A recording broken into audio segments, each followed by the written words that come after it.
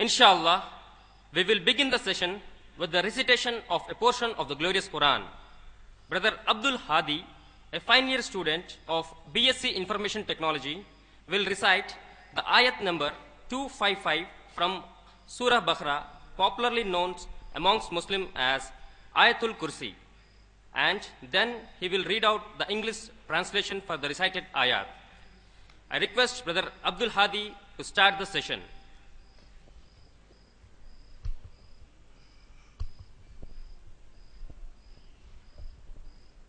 أعوذ بالله من الشيطان الرجيم. بسم الله الرحمن الرحيم. الله لا إله إلا هو الحي القيوم لا تأخذه سنة ولا نوم له ما في السماوات وما في الأرض من ذا الذي يشفع عنده إلا بإذنه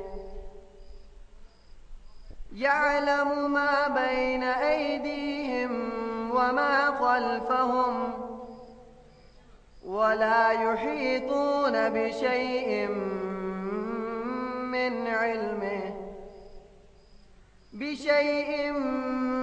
علمه إلا بما شاء وسع كرسيه السماوات والأرض ولا يؤوده حفظهما وهو العلي العظيم. The translation. In the name of Allah, most gracious, most merciful. Allah, there is no God but He, the living, the self-subsisting, supporter of all. No slumber can seize Him, nor sleep. His are all things in the heavens and on earth. Who is thee can intercede in His presence except as He wills? He knows what appears to His creatures as before or after or behind them. Nor shall they compass aught of His knowledge except as He wills. His footstool extends over the heavens and the earth, and He feels no fatigue in guarding and preserving them. For He is the Most High, supreme in glory. Jazakallahu khair, brother. Now I will be translating the ayat in Telugu, the regional language of our state, Andhra Pradesh. అనంత కరుణామయుడు అపార కృపాశీలుడు అయిన అల్లాహ్ పేరుతో. అల్లాహ్, ఆయన తప్ప ఆరాధ్య దైవం ఎవ్వడూ లేడు. సకల చరాచర సృష్టికి మూలాధారం అయిన ఆయన సజీవుడు, నిత్యుడు, అనంతుడు. ఆయన నిద్రపోడు, ఆయనకు కునుకు రాదు. భూమ్యాకాశాలలో ఉన్న సమస్తము ఆయనదే. ఆయన సమ్ముఖంలో ఆయన అనుజ్ఞ లేకుండా సిఫార్సు చేయగలవాడెవ్వడు? ప్రజల ముందు ఉన్న దానిని ఆయన ఎరుగును, వారికి గుప్తంగా ఉన్నది ఆయనకు తెలుసు. ఆయన స్వయంగా తెలియజేయాలని అభిలషిస్తే తప్ప ఆయనకున్న జ్ఞాన విశేషాలలో ఏ విషయము వారి గ్రహణ పరిధిలోకి రాదు. ఆయన రాజ్యాధికారం ఆకాశాలను భూమిని పరివేష్టించి ఉన్నది. వాటి సంరక్షణ ఆయనకు ఎంతమాత్రం అలసట కలిగించదు. ఆయన మాత్రమే సర్వాధికుడు, సర్వోత్తముడును.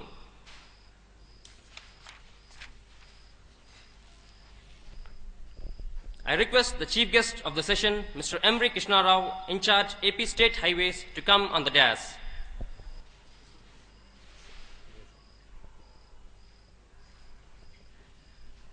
I now request our special guest, Janab Anwar Khan Sahib, Principal, Anwar Ulum Junior College, to come on the dais. I now request Swami Srikantanandaji, Director, Vivekananda Institute of Human Excellence, Ramakrishna Mutt, and the main speaker on Hinduism this evening, to come on the dais. I now request Mr. Andres de Souza, Director, Henry Martin Institute, International Center for Research, Interfaith Relations and Reconciliation, the main speaker on Christianity, to come on the dais. I now request Brother Imran, President, Islamic Research and Educational Foundation, and the main speaker for Islam this evening, to come on the dais.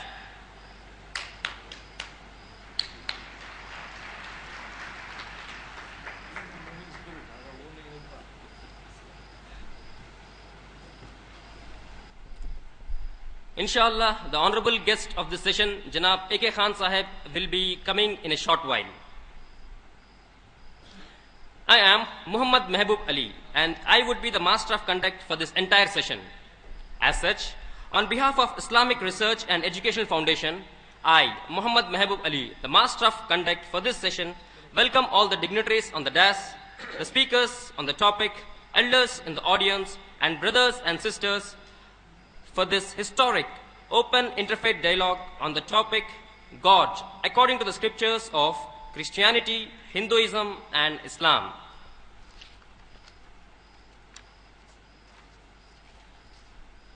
A brief introduction of the dignitaries and speakers on the dais. First, to my left is Brother Imran, President IREF.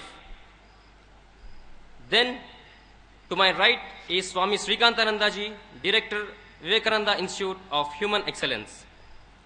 To Brother Imran's left is Mr. Krishna Rao, in charge Andhra Pradesh State Highways and ex-Commissioner of Police, Hyderabad. And to my extreme right is Mr. Andres de Souza, Director, Henry Martin Institute, International Center for Research, Interfaith Relations and Reconciliation. And to my extreme left is Janab Anwar Khan Sahib, Principal, Anwar Ulum Junior College.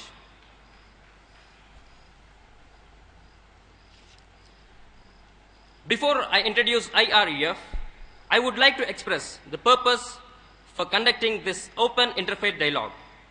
As you might have seen in the advertisements and invitations of IREF, the caption, "Some use religion to divide, IREF uses religion to unite."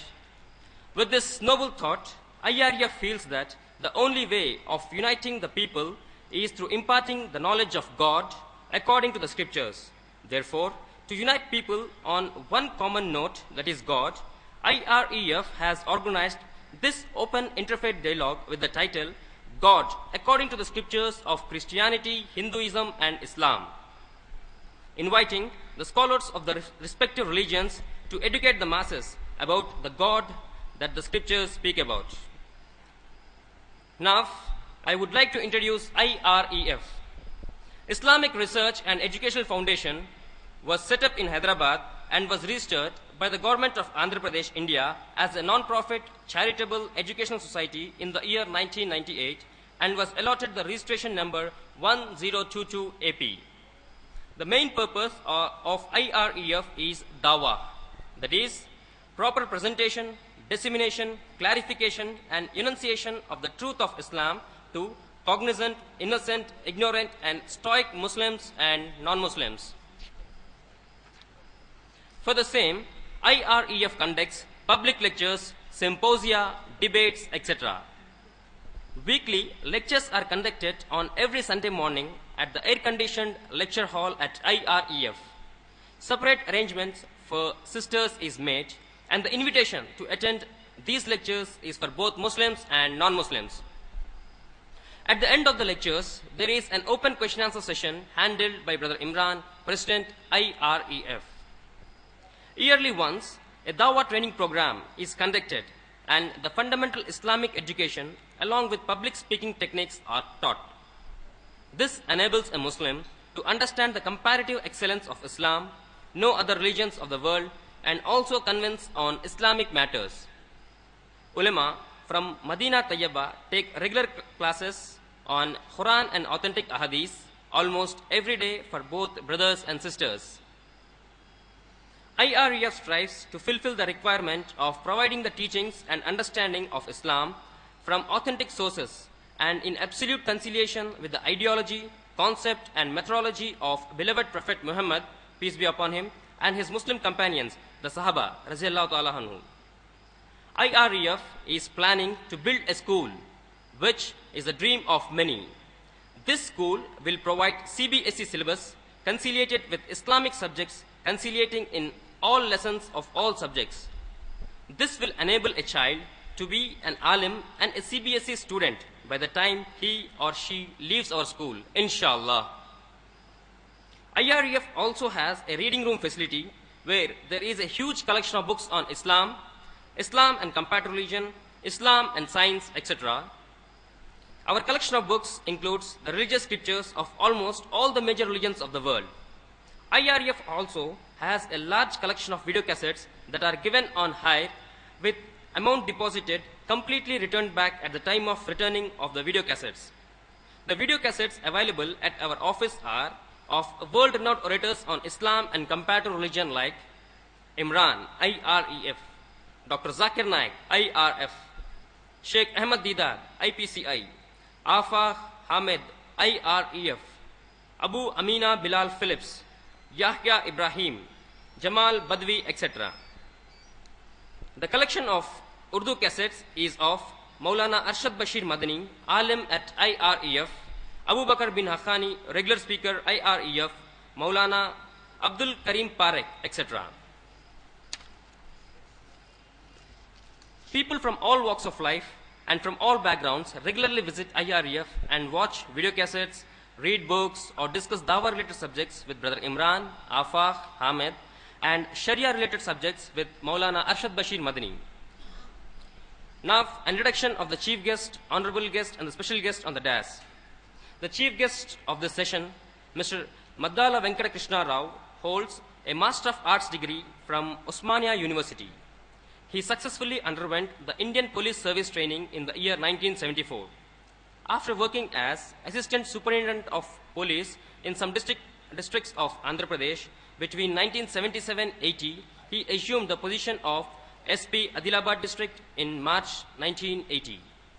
He got promoted into various positions as Deputy Inspector General of Police in 1988, Inspector General of Police in 1993, Additional Director General of Police in 2001.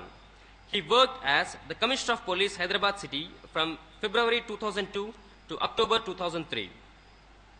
Presently, he is the in charge of highways for Andhra Pradesh state. The special guest with us today is Janab Anwar Khan Sahib, an educationist, a social worker, Vice President of Islamic Research and Education Foundation, and Principal, Anwar Ulum Junior College. He is a present personality, popular amongst the youth and the educated cadre of Hyderabad. Now, I request the chief guest of the session, Mr. M.V. Krishna Rao, to inaugurate the session by addressing the audience for 15 minutes. Please, sir.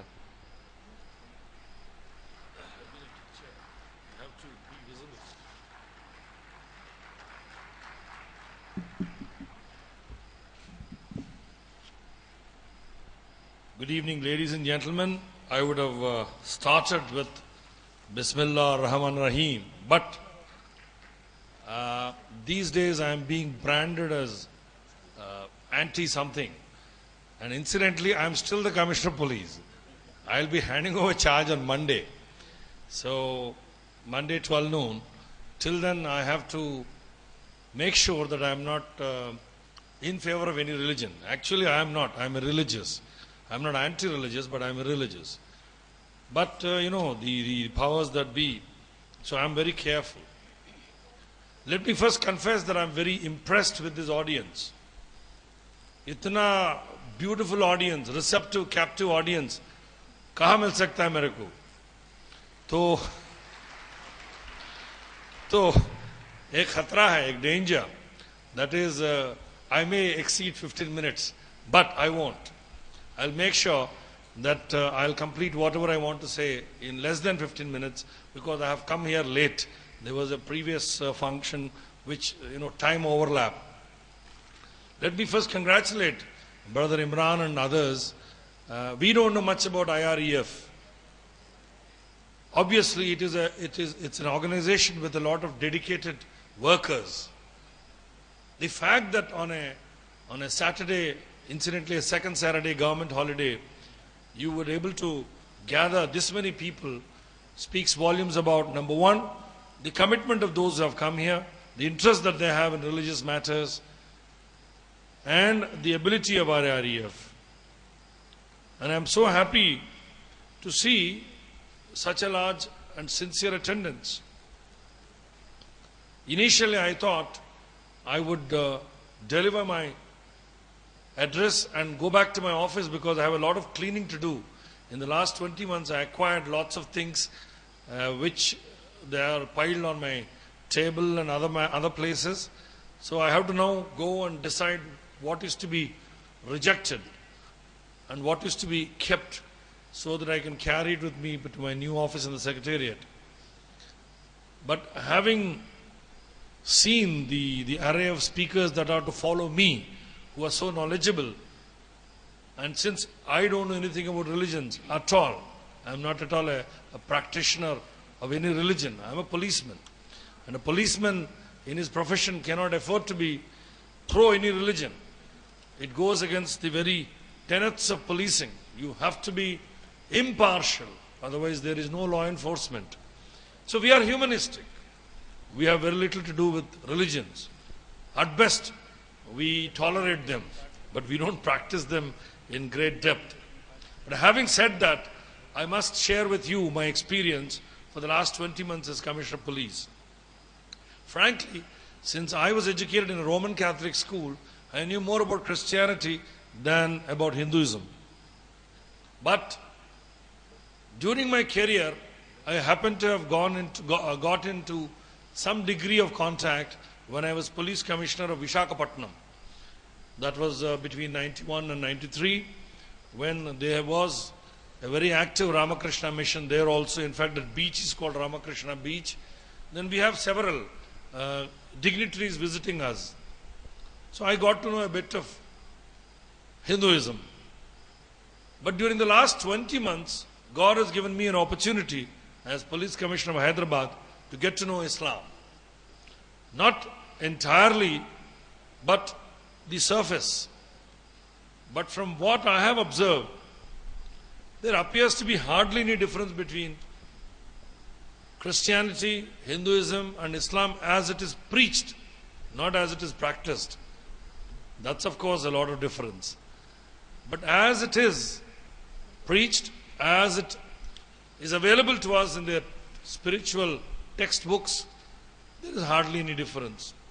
In fact, I don't think any of us can seriously disagree that the same God who created our Swamiji here has also created this Reverend brother here and our brother Irfan. There is no different God. It's just our ignorance because we call him by a different name. In any case, in Arabic, there is no name for God. G-O-D. What is in English? God is the Arabic Allah. Allah is not a Muslim God. Allah is God. Muslims think he is a Muslim. I don't know whether he is a Muslim because he never told me whenever he met me as to what is his religion. His religion is humanity. Allah is the same God who created all of us. Our sisters here, our brothers here, our white-skinned brothers over there, our Hindu brothers outside and inside, our Christian brothers outside and inside. So there is so much of commonality that it is indeed a shocking news that we are fighting each other in the name of religion. We are all children of the same God. There is no evidence to believe that the Islamic God is different from the Hindu God, or the Islamic God is different from the Christian God, or the Christian God is different from Hindu God. In any case, God has not been partial to any particular community or religion. There is poverty in Hinduism. There are poor people among Christians. There are poor people among Muslims also. There are rich people in Christians. There are rich people among Hindus. And there are rich people among Muslims. So what does it mean? It means that God is not partial towards any particular religion. He wants to bestow good health on some of his children. He does it irrespective of their religion. He wants to bestow happiness on some others of his children. He does so irrespective of religion. He wants to bestow wealth. That doesn't necessarily make them happy. I'm sure Swamiji here would agree. Happiness and riches don't necessarily go together. Perhaps sometimes they do. The riches of one man may make another man happy, not necessarily himself. But ill-gotten riches will never make you happy. So in this scenario, is it really worth fighting? And for whom are you fighting? Is that God, in return for all the great service you have rendered in killing the other religious people, has He ever decorated you? Has the God decorated all those killers who kill in the name of religion? Has God rewarded any of these people? There is no evidence. On the contrary, I think on the judgment day, Khayamat ka din, He is going to punish them. Punish them for violating His own orders. Punish them for violating His own code of conduct. What did God prescribe? If only you listen to people like Brother Imran and others. He never mentioned anything about a particular religion. He never said, do like this to your Muslim brothers, but do like this to your other brothers. He only said, do like this to your neighbors. If your neighbor happens to be of some other religion, still share whatever, whether it is a Qurbani on Eid al-Zuha or the Share Khorma on Eid al-Fitr or anything that you have, share it. That is the quintessence of Islam. Donating to the church and through the church to the fellow human beings, especially 1/10 of the income, tithe, is again one of the edicts of God. He has never said it shall not be spent on any other religious deserving poor or deserving people. It's incidental that in a locality your neighbor may be of the same religion as you. He may or may not be. If he is not, then no problem. You will still be his neighbor and share with him whatever you have. I have lived for about 5 years in Chanchalguda area because I was the head of I headed the prisons department. I was DG prisons. There's a beautiful bungalow there, 5 acres bungalow, the largest bungalow for any government servant in Hyderabad. So my neighbor, who incidentally used to run a shop, he was a Muslim. He always sent me for every Eid whatever was cooked at his house. He didn't bother whether I was a Hindu or a non-Muslim, because he practiced what Allah told him. Share your wealth with your neighbors. Share your festivities with your neighbor. So in this scenario, God, according to scriptures of Christianity, Hinduism or Islam, cannot be different. He is not a different God. It's just that we do not know the whole thing. Like the exhibition ground. It took me 5 minutes to come here because I was asked to come here and I inquired over the telephone which gate, because there are many gates. At least the Ajanta gate is a famous gate. Then there is this, is it Food Corporation of India? No. Warehousing Corporation of India gate is another gate. There are many gates. So I have to come here. I entered by the Ajanta gate, but took a left turn because somebody said go like this. I came and eventually came here. But the meeting place is the same. I am calling this near Ajanta gate. Somebody else will call it. No, it is just next to the. Do you see those godowns? Those are the Warehousing Corporation. It is silly to call this place of function near Ajanta gate. Ajanta gate is so far. This is Warehouse gate. He is also correct. I am also correct. But if you are stubborn, if you are dogmatic, if you are not willing to see the other point of view, then you are likely to end up with a lot of misery. We are all talking about the same God. But from our little knowledge, from our different perspectives, we are compelled to think that what we know is the only truth, as if what the other person is saying is not the truth. Even if what we say is the truth, it's only a portion of the truth. It is not the whole truth. And it is necessary for all of us to know the whole truth and nothing but the truth. And on occasions like this, certainly it will help us disabuse ourselves of wrong notions, demystify the various concepts, and put an end to the disinformation that goes on. There's a lot of disinformation that goes on in various phases of your life, especially as children.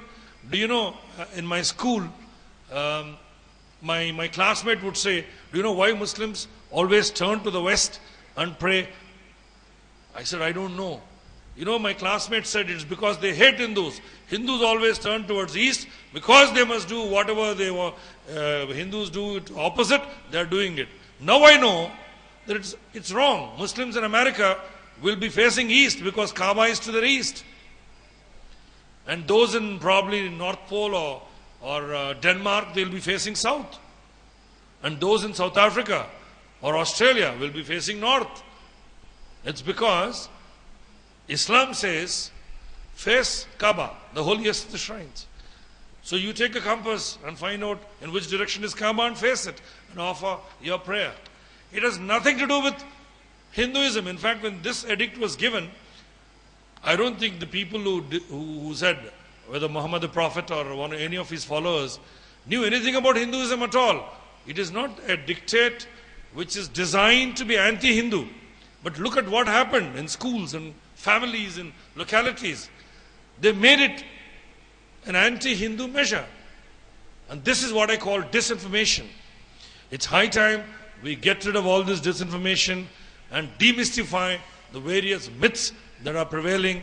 And I'm sure occasions like this will certainly help us get to know each other better. Of course, it's unfortunate that we have more Muslims here than others.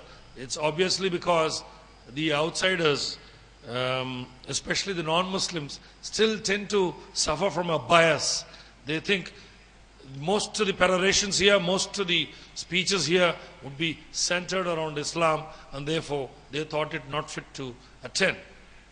I'm sure the speeches that are to follow will throw more light on God according to scriptures of Christianity, Hinduism and Islam. I thank Brother Irfan and all his other brothers in IREF for organizing this and for inviting me. And I thank God that He made me agree to come here. Last year I missed it. I sent my deputies and they told me it's a fabulous one, aap aana tha. So I said, ye afsos ki baat hai, because normally you don't get a disciplined audience like this captive. Only thing is, I hope they are reacting to what I say. क्या समझ में आ रहा आप लोगों को मैं जो कह रहा हूं? क्योंकि यहाँ जो है अंग्रेजी में बोले तो हम अंग्रेजी में बोलना पड़ा, वरना अगर मौका दिए तो मैं उर्दू तेलुगु में बोलता था. Anyway, खुदा हाफिज, God bless you. Thank you, sir, for your esteemed presence and addressing the audience. Before starting the main session, I would like to read out the format and the rules and regulations for this evening's proceedings. The first speaker will deliver his talk for exactly 30 minutes. Then, the second speaker will deliver his talk for exactly 30 minutes. And finally, the third speaker will deliver his talk for 30 minutes. I will be reminding the speakers on the 25th minute, and they will have to conclude their lecture within 5 minutes. The speakers will deliver their lectures adhering to the agreements signed by them, maintaining the code of conduct of the session. No one in the audience is allowed to give any kind of slogans. Instead, if they feel to appreciate a particular point of the speaker, they are only allowed to clap. If anyone tries to break the decorum of this session, he or she will be made to leave the venue. We have the police security to take care of the problem creators, if any. Thank you, sir. This open interfaith dialogue is conducted in good faith to impart the knowledge of God according to scriptures. Therefore, I request the audience to cooperate for a smooth and successful conduct of the program. If anyone needs any kind of assistance, they can contact our volunteers wearing badges moving on the ground. Sisters can contact our lady volunteers for help. The speakers should not be disturbed whatsoever during the complete speech. If anyone has a doubt, he or she should only clarify it in the open question and session after the speeches. After the speeches by the speakers, there will be the release of the most awaited book, Calling to Islam, Mission of the Prophets, authored by Brother Imran. Then we will have the open question answer session. Rules for the question answer session will be announced just before the start of the question answer session.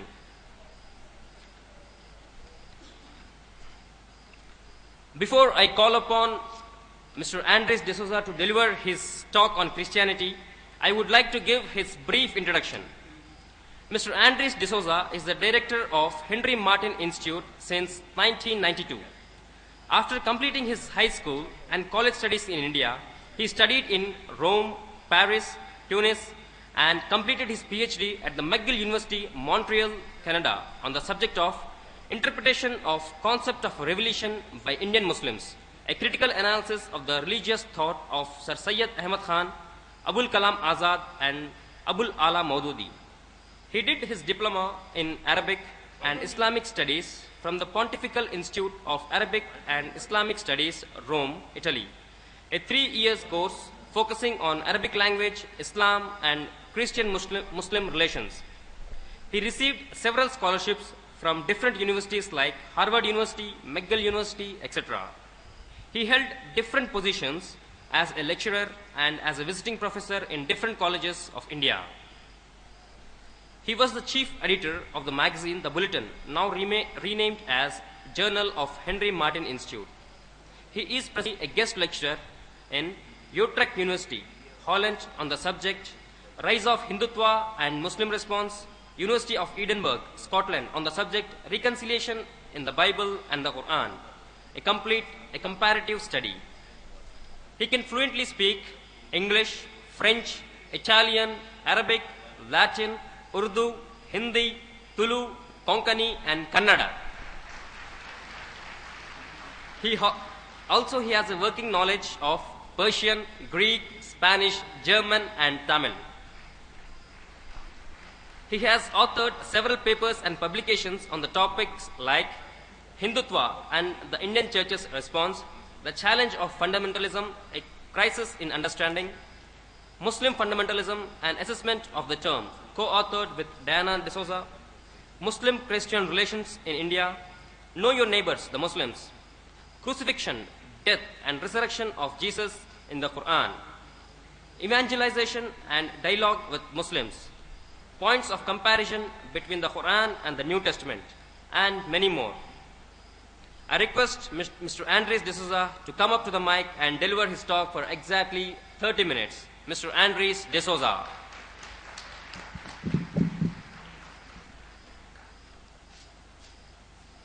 Respected friends on the dais and friends in the audience, I feel very humbled to be present before you, having heard all this praise of what I have done, and then being asked to speak about God. The topic I find of great importance in our attempt to understand each other, and that is why I feel very proud and grateful to the organizers for having given me this chance. I'm also very happy about the aim of this meeting this evening, that is to provide understanding and knowledge of each other so that we may live together in peace and harmony.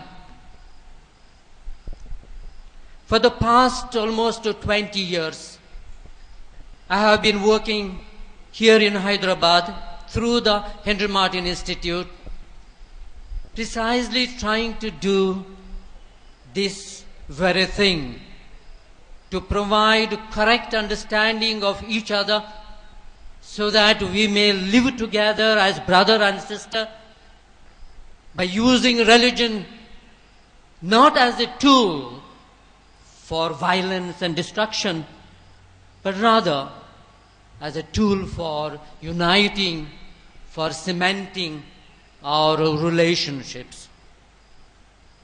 It is for this very purpose today I would like to reflect on God from this very idea of relationships.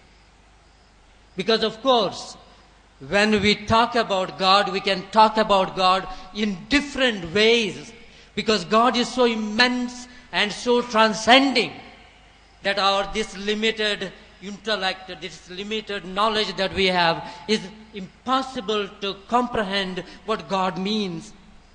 And then to describe that comprehension, to interpret that understanding of God in front of you all. Therefore, I will limit myself to this one concept, that God is God of relationships. I will begin with, because today's lecture is to be centered on the scriptures, and I am asked to reflect on the Christian scriptures, I will begin with the Bible. And beginning with the Bible, especially Genesis, the first chapter of the Old Testament, we read that God created all that exists, the heaven and earth, from nothing, out of nothing. He made heaven and earth, and that all that exists in heaven and earth. And then He created man. And then He asked this man to name the whole creation. He brought this man whom He called Adam and asked him to name all the creation. And Adam was able to name them because God had infused into him His own spirit. As we read in the Bible that God had made the form of a man, Adam, and then breathed into him of His spirit. That is why the Bible says that man is made according to the image of God. And because man is made according to the image of God, Adam was able to have that profound knowledge of the whole creation, that he was able to name them one by one.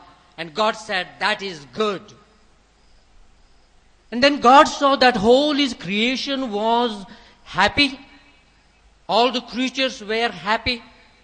However, this man who had no companion to himself was lonely, and he wasn't very happy. Then God said that we need to create a companion to this man so that he also can have companionship. He also can have relationships, so that he also can relate to the other. And for this purpose, God created a companion to him, the mother Eve, who then became the prototype of mothers of the whole universe. From all of us have descended. Now this primordial couple lived in a garden.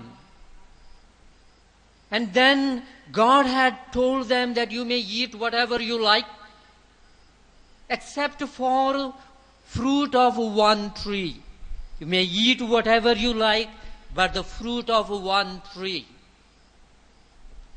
And given the human nature, I suppose, Adam and Eve obeyed God in all things, but one day they were tempted.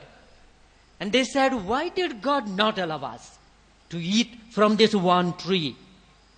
And they dared to go and eat from that fruit, that tree, that fruit which God had forbidden. And as a result of which they were punished by God.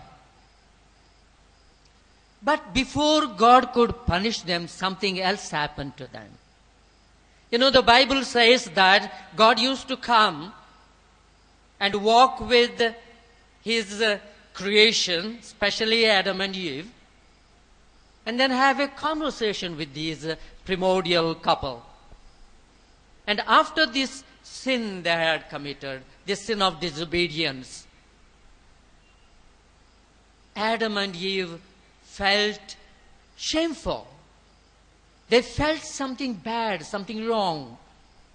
And they went and covered themselves with leaves from the tree. And they hid under the bushes. And as usual, God came in the evening to the garden, as it was his custom, and called Adam, "Adam, where art thou?" And Adam was hiding. And why was he hiding? Because there was something he felt within himself that did not allow him to go to God. And God called him, "Adam, who told you that you are naked?" Now, different people have interpreted this first fall of man and woman differently. But I see one thing in this episode, that God is God of relationships. God was not so much concerned or affected, this is my interpretation, by the fact that Adam and Eve committed a sin and disobeyed, but rather that they withdrew themselves from God, that they went away from God. They were hiding under the bush. Instead of going and meeting God and saying, "Yes, we did something wrong, forgive us." Because God is, and we will see that in the history that follows, that God is God of forgiveness. God continues to forgive. But unfortunately, right from the beginning, we see an example set that when we commit fault, when we disobey God, we, instead of going to God and submitting ourselves to God in humble confession of the sin we have committed, we tend to go away from God. And that is much more painful for God than the sin of disobedience. This is one of the stories which I would like to place before you in order to say that God is God of relationships. The whole Bible, we can spend hours together looking at the Bible to see how God again and again comes down or sends his prophets. After Adam, God calls other prophets, Moses, Abraham, and many others, in order to remind people of God's covenant. Through Moses, for example, God gives them those 10 commandments in which God very clearly gives a code of conduct. All right, the first man and woman did not obey me. They sinned. They went away from the relationship, the friendly relationship which I was craving, for which I had created the creation. They had gone away, but I have brought them back. I have forgiven them. They are my people. And there on the Mount Sinai, God gives a covenant, means a kind of a pact. And in order to ratify this pact, God gives the 10 commandments, in which 3 of those commandments, first 3 commandments concerns God alone, that you will worship no other God but God alone, that you will not take the name of God in vain, that you will keep a particular day as dedicated for the service of God. And then the remaining 7 commandments deal with the relationship between human beings themselves, so that they may respect each other and that way relate back to God. Therefore, relationship between God and human beings is also closely tied to the relationship between human beings themselves. There cannot be a true relationship between human beings and God unless it is also at the same time closely knit with the relationship with human beings. Therefore, the very fourth commandment says, thou shalt obey, respect thy father and mother, thou shalt not covet your neighbor's goods, thou shalt not covet your neighbor's wife, thou shalt not bear false witnesses, and so on and so forth. All these 10 commandments, therefore, lay down a code of conduct for human beings that they may continue in this good relationship between God and human beings and then among human beings themselves. As I said, in the Old Testament, there are many stories of God's intervention in the lives of people. Just to give you one example, there was a time when the people whom God had a covenant with himself had become the slaves in Egypt under the pharaohs. And these pharaohs were persecuting and ill-treating these people by making them slaves, by making them work very hard, by sometimes even killing and destroying them, their families and so forth. And in order to save them, in order to free them from their bondage, and to bring them to a promised land, God chooses a prophet under the name of Moses, who then goes to the pharaohs and asks the pharaohs to leave his people go, to free them from their bondage and go out of that bondage. And if you can follow that story of the liberation of these people, we see how God intervenes by sending, like for example, food when they are starving, like separating the water so that they can escape from the pursuing army, and then giving the promised land as they go on. So this is a very clear manifestation of God's love for his people, God's being faithful to the promise which he had made, and then trying to continue that relationship between a God and his people.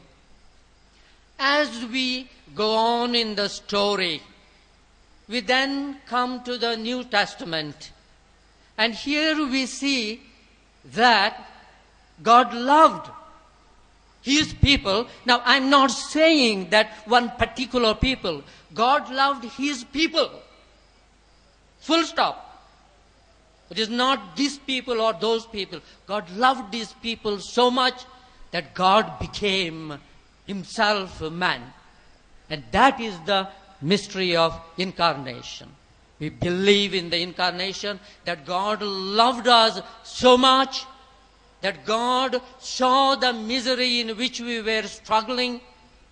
God saw that we needed some very clear example and revelation so that we can see what way we can walk, so that our path may lead us clearly to God, that we may be united with God, that this relationship which God had started from the creation of first human being, Adam and Eve, could be brought into that submit, into consolidation through God becoming man himself.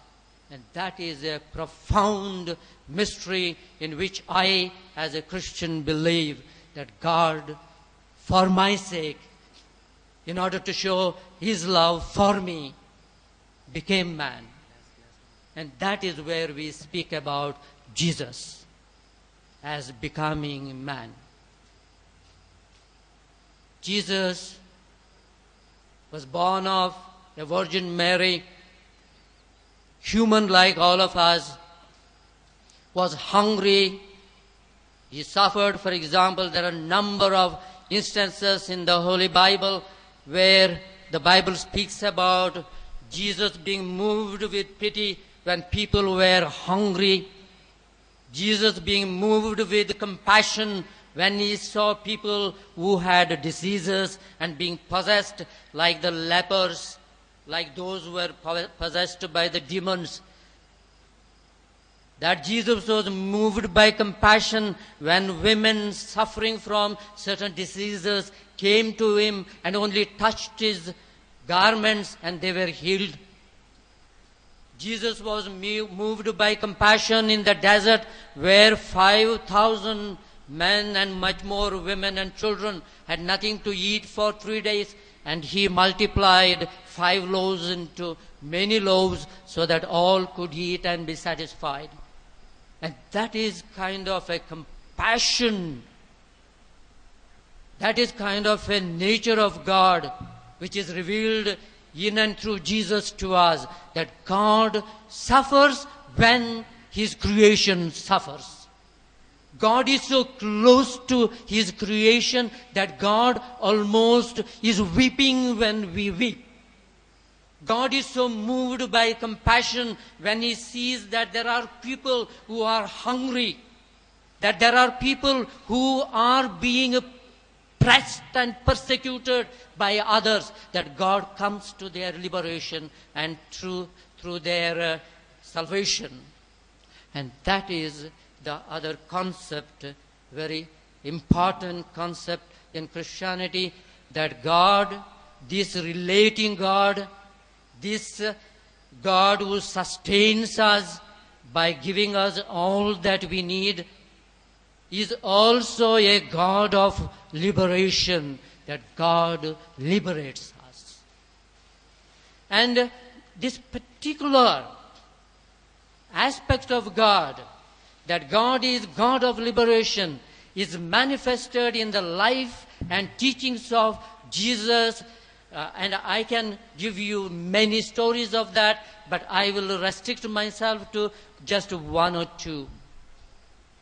One of those stories which Jesus himself tells is comparing God to a father. And very often Jesus addresses God as my father. And this story is of a man, a father, who has 2 sons. And one of his sons, the younger son, quarrels with his father and says, "Father, give me all that is my due."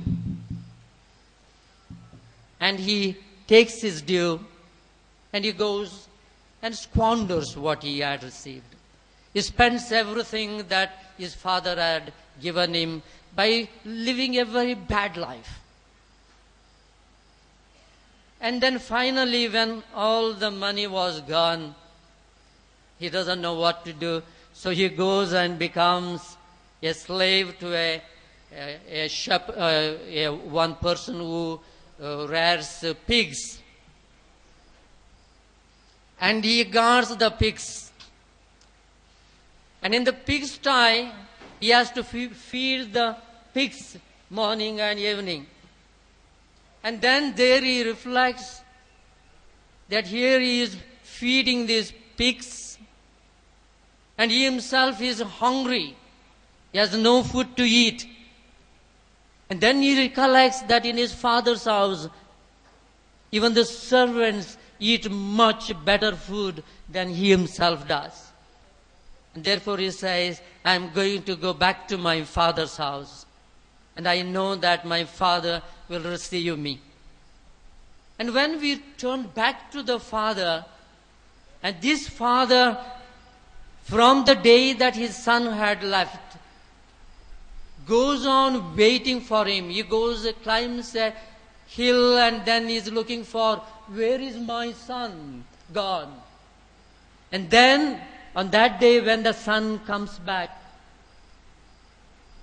this father sees him from far and then rushes towards him. He embraces him and kisses him and cries, my son, my son. You know, my brothers and sisters, this is kind of love that God has for us. God is God of relationships. And in relationships, when we talk about relationship, there is no more any kind of a barrier. No matter how great sinners we are, God is forgiving. God forgives us just as this old father was willing to forgive completely his son. He took him back. He had a feast for him. And then there was a celebration that his lost son had come back. Now just one more story in order to illustrate the point I am making about how God is towards his creation, that God is God of love, God of compassion. God gives as he wishes from his bounty. And this story connects me to the very main theme of the Gospels. God loved the world so much that he gave his only beloved Son. Now the terms which I use may confuse especially my Muslim brothers and sisters. I know they do confuse when we speak about God having a Son. God who is so transcendental, so immense, so beyond all our human terms. How can we call God as Father even? You see, that is beyond. Those terms which we use are human terms because we have only human terms to experience and then express that experience in human words. So we don't have any other terms. When I say that God loved the world so much that he gave his only Son, what I mean is that God became so involved with his creation that he became exactly like us. He had human flesh. He had human blood and bones. He felt our misery. He felt our sorrows. That is kind of a God. And this God, who saw through his own eyes what was happening to his creation, offered his own life for our sake. And that is the story of the crucifixion and death of Jesus. We as Christians believe that Jesus lived a short life, that he taught about God and the way to go back to God. And then when his time had come, he allowed himself to be captured, to be brought before the rulers of this world who condemned him because they said he had blasphemed. And then he was put on a cross. And there, after suffering a terrible agony, after going through the same or perhaps even more pain, bodily pain, finally Jesus died on the cross. And then he was buried. And then on the third day he rose again. And he seated at the right hand of the Father. This, my friends, is what I understand from our scriptures. This is my faith. This is what I believe to be revealed to me throughout the history of the Bible. For me, Bible is the Word of God revealed and revealing. Even today when I read this scripture, God speaks to me through this scripture and reminds me of the intervention which God has made in my life in order that I may know what God is. Of course, we cannot know what God is as He is, only in an image, so that I may walk in the path which is right path, which will lead me to God, that I may one day be united with this my God, who I believe is not only somewhere there, but who is somewhere right here as I speak to you, all around us, all over us. It is because of this presence of God who reveals Himself to me that I am called to go out and to serve my brothers and sisters just as God served me, just as God gave His life for my sake, that I am to give my life for my brothers and sisters, so that together we may remember God's love and together we may live a harmonious and peaceful life. And that is the work of the institute where I work, that we may not to look at the distinction and division, though distinction and divisions and differences are important, that we need to understand them, accept them and respect them, but they should not become a barrier for us in our attempt to build relationships of friendship, of love, of respect. Inshallah, we will begin Relationships of friendship, of love, of respect and of care. And that is what we would like to see that we do at the Institute, Henry Martin Institute, and that is what I would like to see that we all do together, my brothers and sisters. Thank you so much for giving me this occasion.